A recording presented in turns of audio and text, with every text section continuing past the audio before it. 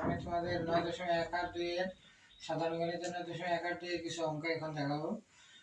sin theta plus cos theta সমান 1 হলে থিটার মান। এখন এরকম থিটার মান অথবা লেখা থাকবে যে sin theta plus cos theta 1 হলে সমাধান করো, এরকম লেখা থাকলে আমরা সবসময় দ্বিতীয় লাইনে কি করতে হবে, বর্গ করতে হবে। যদি এই অঙ্কের বেলায় স্কয়ার না থাকে, বলতে সাইন আর কস দুইটার মধ্যে যে কোনো একটার ভিতরে যদি স্কয়ার থাকতো তাহলে আর বর্গ করা লাগতো না, অর্থাৎ এখানে বর্গ করতে হবে। অর্থাৎ sine square theta plus cos square theta plus 2 sine theta cos theta সমান 1, বা 1 plus 2 sine theta into cos theta সমান 1, বা 2 সাইন থিটা cos থিটা সমান 0।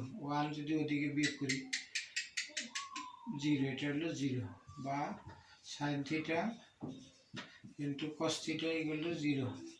এখানে লেখা লাগবে 2 দ্বারা ভাগ করে, 2 দ্বারা ভাগ করে আচ্ছা হয় sin থিটা ইকুয়াল টু 0 অথবা cos থিটা সমান 0, বা sin থিটা সমান sin 0 ডিগ্রি, বা cos থিটা সমান cos 90 ডিগ্রি। অতএব থিটা সমান 0 ডিগ্রি, অতএব থিটা সমান 90 ডিগ্রি। এটাই সমাধান। অতএব থিটার মান 0 ডিগ্রি অথবা 90 ডিগ্রি। তাহলে প্রথম অঙ্কের উত্তর এটাই। এখন যদি নিচেরটা থাকে যে sin theta plus cos theta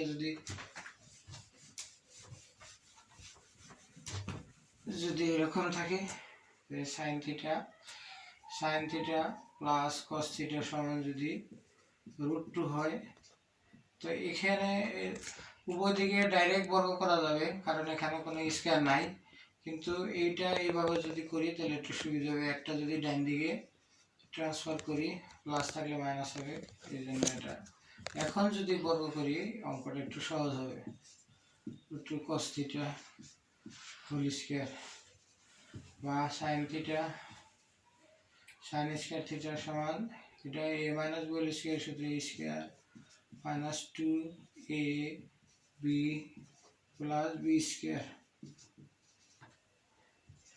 sin square সমান 1 minus cos square minus 2 plus 2 into √2 cos theta minus cos square theta সমান 0, বা 2 cos square plus 2 into √2 cos theta minus 1 সমান 0, 2 cos square theta 2 into √2 cos theta plus 1 সমান 0, বা √2 cos theta minus 1 whole square সমান 0। অর্থাৎ এটারে a square minus 2ab plus b square সূত্র বানানো যাবে। শর্টকাটে লিখলাম √2 cos থিটা সমান 1, বা cos থিটা সমান 1/√2, বা cos থিটা সমান cos 45 ডিগ্রি।